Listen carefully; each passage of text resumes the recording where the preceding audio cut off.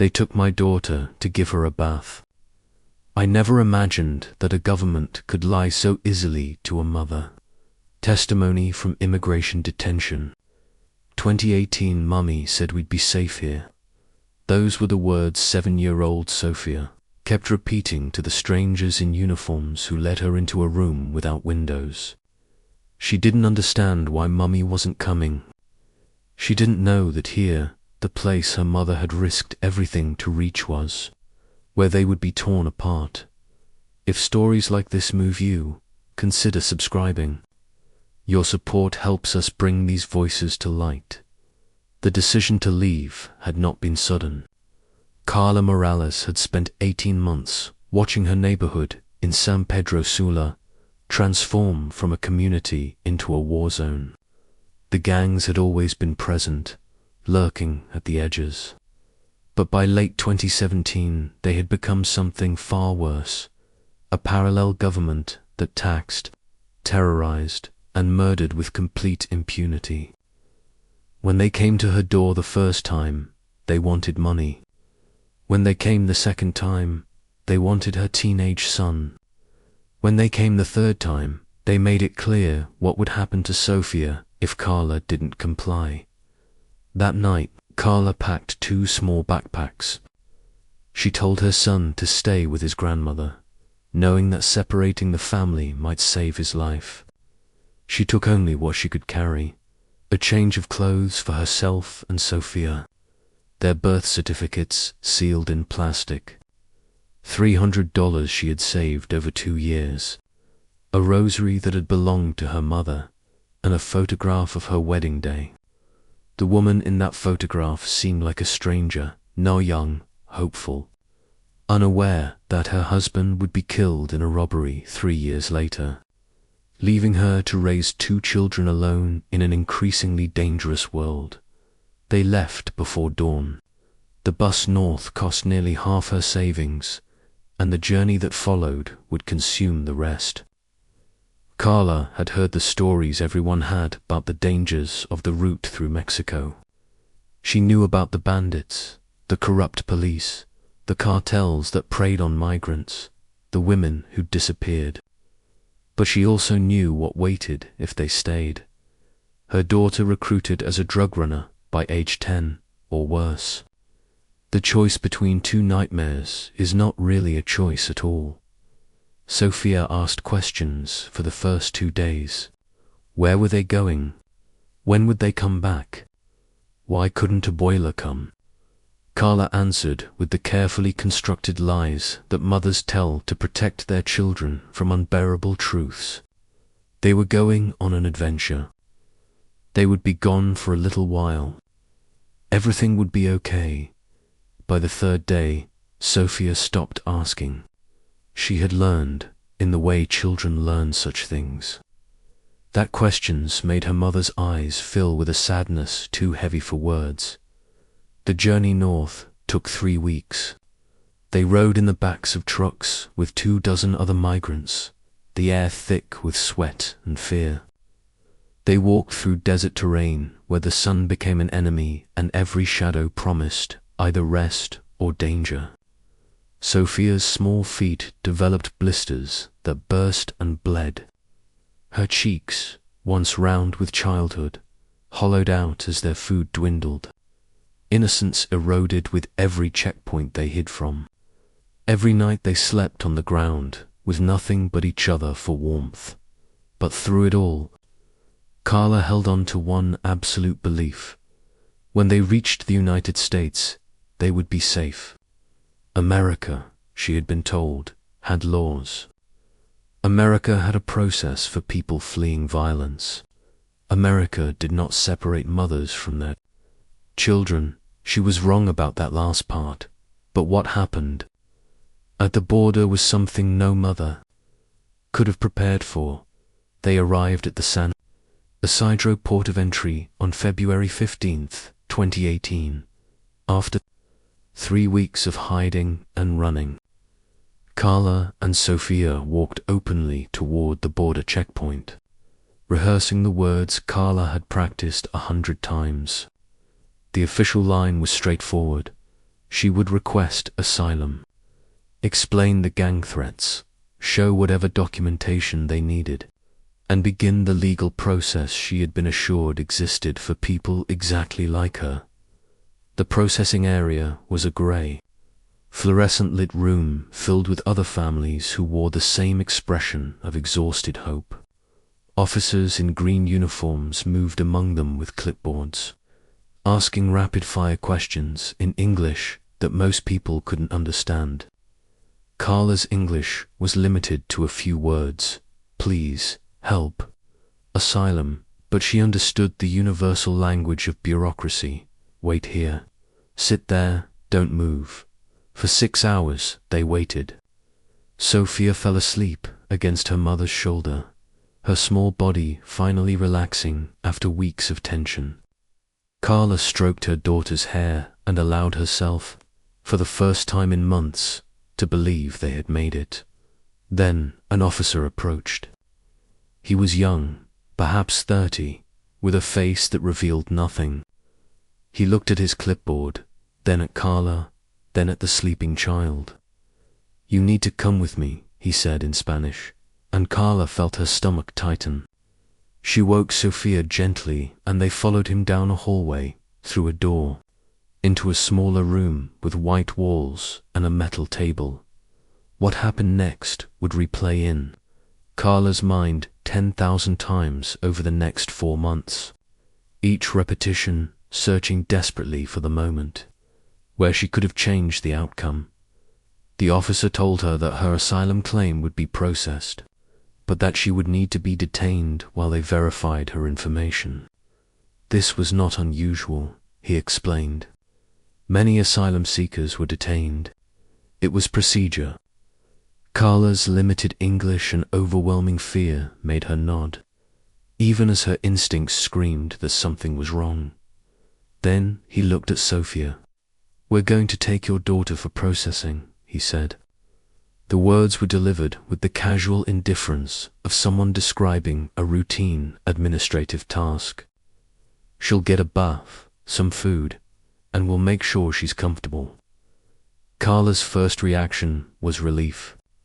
Sophia needed a bath, they both did. Food sounded like mercy. But then the officer gestured to a woman in a different uniform, someone Carla hadn't noticed standing by the door, and that woman stepped forward with an expression of practiced efficiency. "Just for a little while," the officer added. Carla looked at Sophia, who was staring at the woman with the uncertain fear of a child who senses adult anxiety but doesn't understand its source. Every maternal instinct Carla possessed began firing warning signals. Don't let her go. Hold on. Something is wrong. But she was in a government building, surrounded by people with authority and uniforms and the power to send them back to the very danger they had fled. She was exhausted, frightened, and conditioned by a lifetime in Central America to believe that questioning authority could get you killed.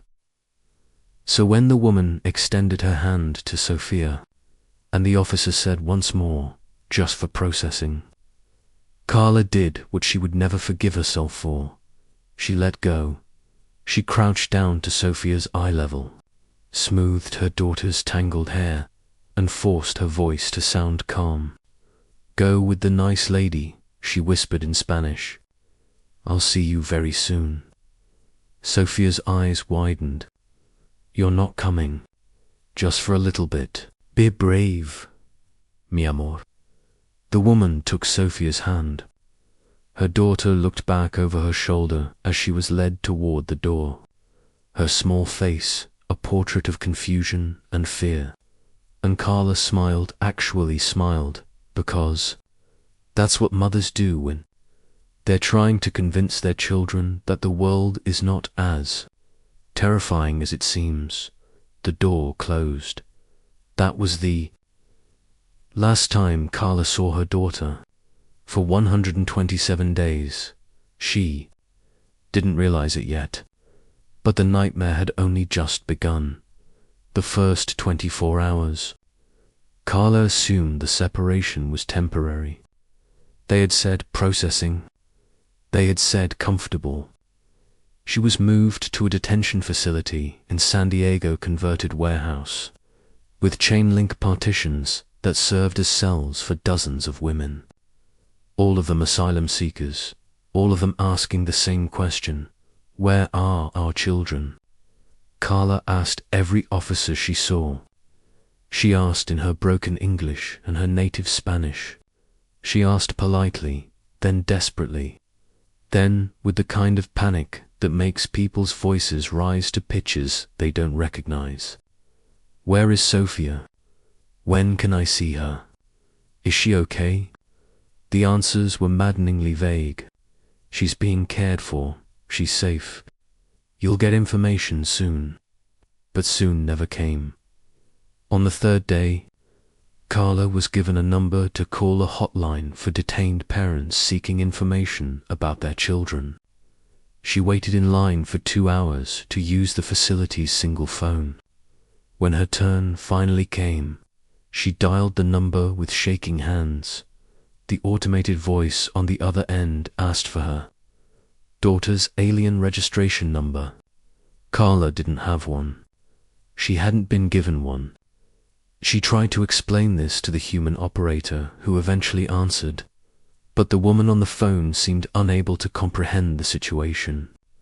Without the registration number, she explained, there was no way to locate the child in the system. But she's 7 years old, Carla said, her voice breaking. Her name is Sofia Morales. They took her from me 4 days ago at San Isidro. Please. There was a long pause. Then, I'm sorry, ma'am. I can't help you without the registration number. The line went dead that night. Carla lay on the thin mattress in her assigned sleeping area and tried to understand how this had happened. She had come to America seeking asylum from violence, and instead she had walked into a different kind of violence, one that was legal, procedural, and somehow more cruel because it was inflicted not by criminals but by a government. The other women in the detention center told similar stories. Rosa's 3-year-old son had been taken during fingerprinting. Maria had been separated from her infant daughter and could still hear the baby's screams. Anna didn't know which state held her teenage son. 2 months later, they shared information like prisoners sharing rations, phone numbers that sometimes worked, lawyers' names, rumors of protests, but mostly they shared fear, because fear was all they had in abundance. Carla learned through whispered conversations that what had happened wasn't an accident. It was policy. The US government had implemented zero-tolerance immigration enforcement. Every undocumented adult was criminally prosecuted. And because adults in criminal custody couldn't keep their children, the children were taken away. Thousands of children. Thousands of parents. Separated not by mistake, but by design. A policy meant to deter immigration through suffering. When Carla finally understood this, when she truly grasped that her daughter had been taken not by mistake, but by design, something inside her broke, and what she didn't know was about to destroy what remained of her will to survive. On day 12, Carla was finally given information. A social worker appeared at the detention center with a clipboard and told her, in a voice devoid of emotion, that Sophia had been transferred to a children's shelter in Chicago. Carla had only the vaguest understanding of American geography, but she knew enough to understand that Chicago was not close. It was not the same city. It was not even the same part of the country. 2,000 miles separated them, the social worker explained, in the tone of someone who had delivered this same speech hundreds of times, that Carla could not speak to Sophia by phone. The shelter had rules. The children were being cared for. When Carla's asylum case was processed, they would discuss reunification. How long? Carla asked. The social worker didn't answer. That night, Carla tried to imagine what her daughter's days looked like. She pictured Sofia waking up in an unfamiliar bed, surrounded by strangers who spoke a language she barely understood. She imagined her asking for Mummy and being told what? That Mummy was coming soon. That everything would be okay. Or had they told her the truth? That her mother was in a detention center in California, powerless and voiceless, unable to even hear her daughter's voice. The not knowing was worse than any physical pain Carla had ever experienced. She had survived poverty, domestic violence, the murder of her husband, the trek through Mexico. But this, the separation from her child, the inability to comfort or protect or even communicate this, was a torture specifically designed to break her, and it was working. By day 30, Carla had stopped eating. The food in the detention center was barely edible anyway, called sandwiches, watery soup, fruit that tasted of nothing, but even if it had been a feast, she couldn't have swallowed it. Her body seemed to understand what her mind couldn't accept, that there was no point in sustaining herself when the reason for her existence had been stolen. The other detainees noticed. Rosa sat with her, tried to convince her to eat something, anything. "You need to be strong for when you see her again," she said, but the words felt like lies. When would that be? Next month? Next year? Never. Carla's hands began to shake. She lost weight so rapidly that her clothes hung off her frame like fabric on a skeleton.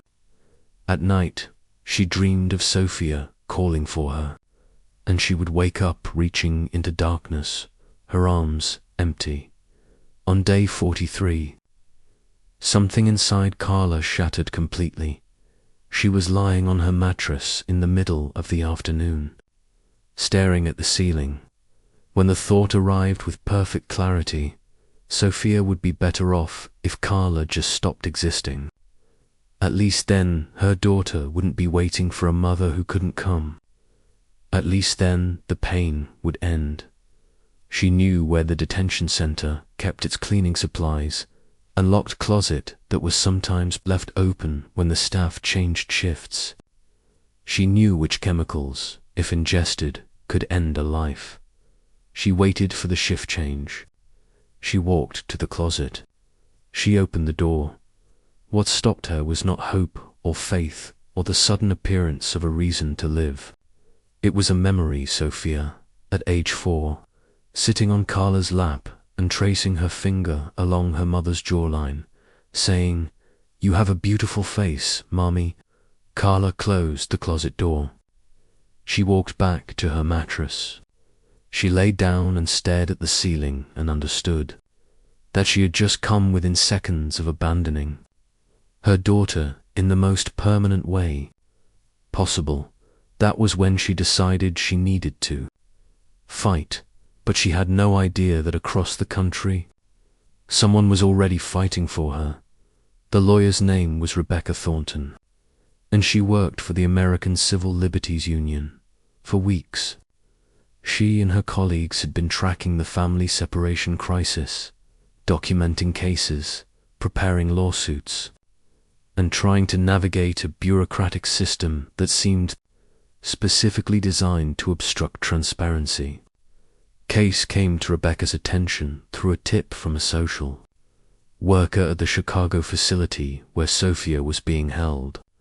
The social worker, horrified by what she was witnessing, had begun quietly leaking information to advocacy groups.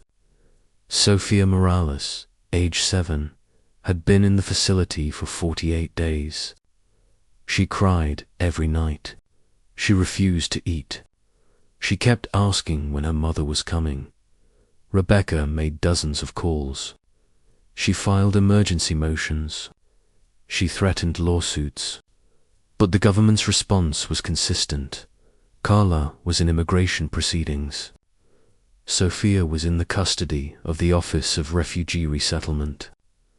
The separation was legal. Reunification would occur when appropriate. The system was a maze with no exit. Then, on day 71, a journalist published a story. It was one of hundreds being written about family separation, but this one had something the others didn't: audio. Someone had smuggled out a recording from inside a border patrol processing center, the sound of children crying for their parents, calling out in Spanish, "Mummy, mummy, ¿dónde estás?" The audio went viral. Millions of people heard it, and among those millions was a federal judge named Dana C., who decided that enough was enough. On June 26, 2018, Judge Sobra issued a nationwide injunction ordering the government to reunify all separated families within 30 days. The ruling was explosive. Family separation, the judge declared, was not just cruel, it was unconstitutional. But for Carla, still detained in San Diego, unaware that a judge had just ordered her reunification, the nightmare continued. She didn't know that lawyers were working on her case. She didn't know that protests were happening in cities across the country. She didn't know that her daughter's face pulled from a leaked shelter. Photo was being shared on social media with the caption, "Where is her mother?" All she knew was that it had been 89 days since she had last seen Sofia, and every single one of those days felt like dying in slow motion. Then, on day 93, something impossible happened. An officer appeared at Carla's cell and told her she had a visitor. Carla, who had received no visitors, no calls, no letters, assumed it was another bureaucratic mistake. But she followed the officer to a small meeting room, and there, sitting at a metal table with a stack of papers and an expression of fierce determination, was Rebecca Thornton. Rebecca spoke in rapid Spanish, explaining that she was a lawyer with the ACLU, that a judge had ordered reunification, that Carla's case was part of a class action lawsuit, that they were going to get Sofia back. Carla didn't believe her. She had learned, over 3 months of detention, not to believe in anything that sounded like hope. Hope was a trick that made the disappointment worse. But Rebecca wasn't offering hope. She was offering facts. She showed Carla the court order. She explained the timeline. She said, in a voice that left no room for doubt, "You are going to see your daughter again, for the first time in 93 days. Carla cried, tears that were not purely anguish. The reunification process was not quick. Despite the judge's order, the government moved with bureaucratic slowness, requiring paperwork, verification, coordination between agencies that seemed incapable of communicating with each other. Every day that passed was another day of childhood lost to trauma, but on August 10th, 127 days after they had been separated, Carla was transported to the Chicago facility where her daughter was being held. She walked into a room that looked like a school cafeteria. There were other families there, other mothers and fathers seeing their children for the first time in months. And in the corner, sitting at a table with a social worker, was a little girl with tangled hair and eyes that had learned to be afraid. Sofia looked up. For a moment, she didn't move. Her face was blank, as if her brain couldn't process what her eyes were seeing. Then, slowly, recognition dawned. "Mummy." Carla crossed the room in 3 strides and fell to her knees, pulling Sofia into her arms with a force that bordered on desperation. She buried her face in her daughter's hair and sobbed, the kind of sobbing that comes from a place too deep for words. Sofia's body was rigid at first, as if she had forgotten how to be held. But then, Gradually, she softened, her small arms wrapped around Carla's neck, and she whispered, in a voice so quiet it was almost inaudible, "I thought you forgot about me."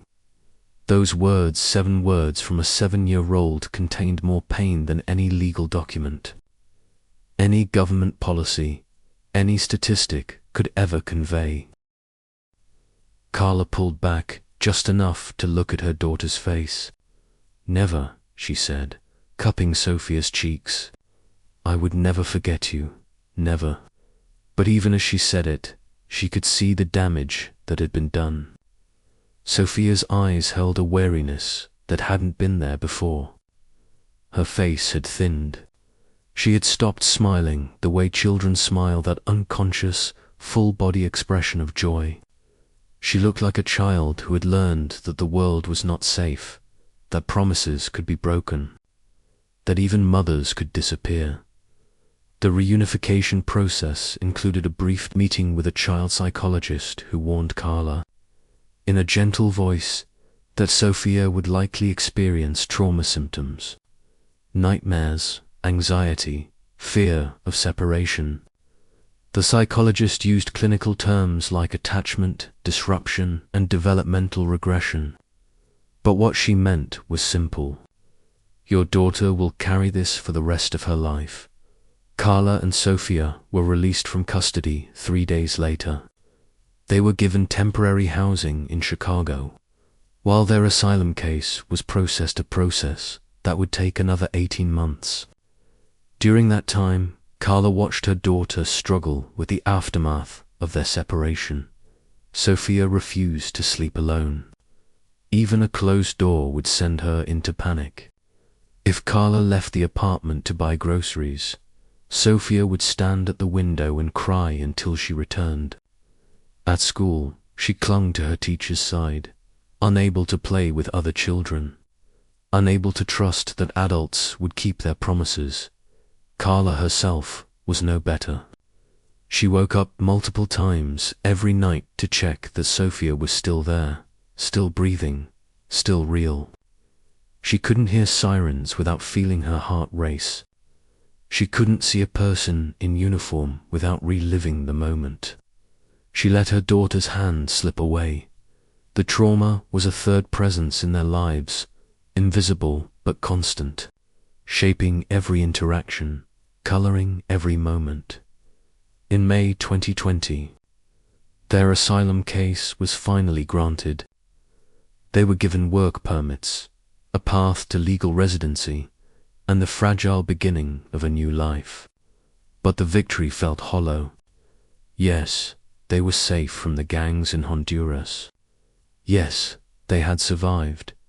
But they had also been irrevocably changed by a government policy that treated human beings like negotiating chips, that weaponized parental love to achieve a political goal, that inflicted deliberate trauma on children and called it law enforcement.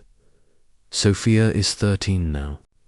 She speaks fluent English and gets good grades in school. She has friends, hobbies, a life that looks, from the outside, like normalcy. But she still won't sleep with the door closed. She still asks her mother every single day, "You're not leaving, right?"